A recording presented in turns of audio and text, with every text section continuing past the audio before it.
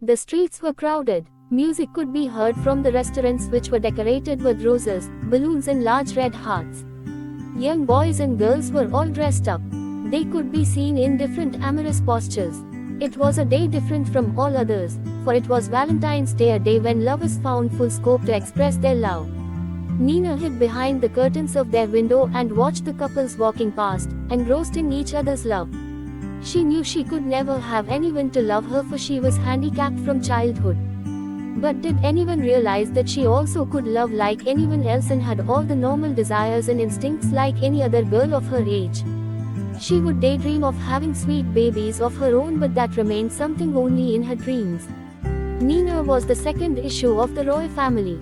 She was a lovely child. She was so chubby and sweet in appearance that when her mother took her out to the park, all the passers-by would pinch her cheeks.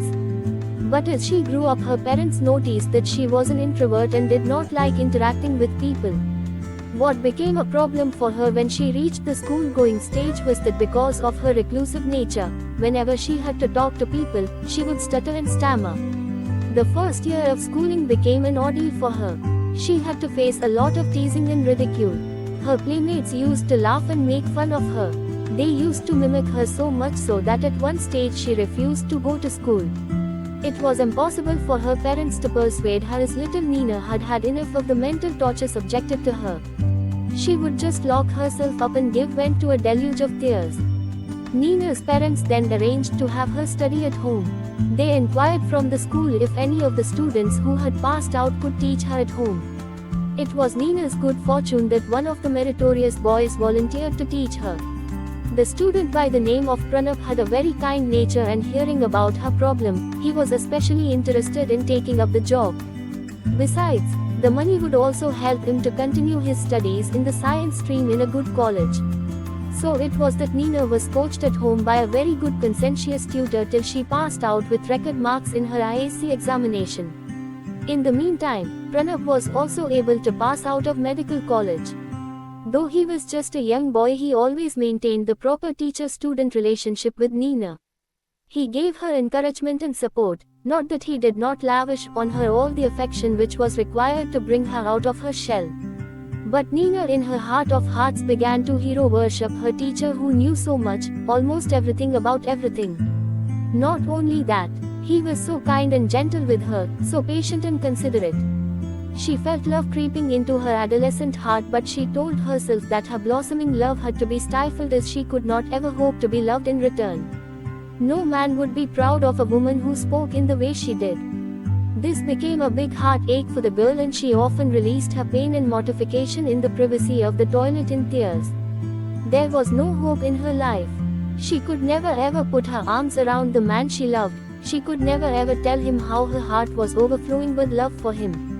She had no one to call her own. How she wanted to rest her head against his broad shoulders and sob her heart out. It so happened that, like a dormant volcano, on that particular Valentine's Day, as Nina stood watching all the happy couples, arm in arm, laughing and joking, her forbearance snapped. She could not take it anymore. In a wild emotional outburst, she wanted to end it all. What meaning was there in living a life without even a ray of happiness?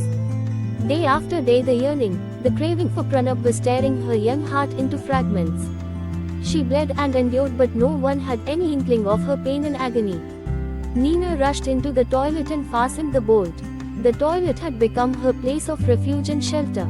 She was angry with the Almighty, and she would pay him back. She would show him that she was not a puppet in his hands.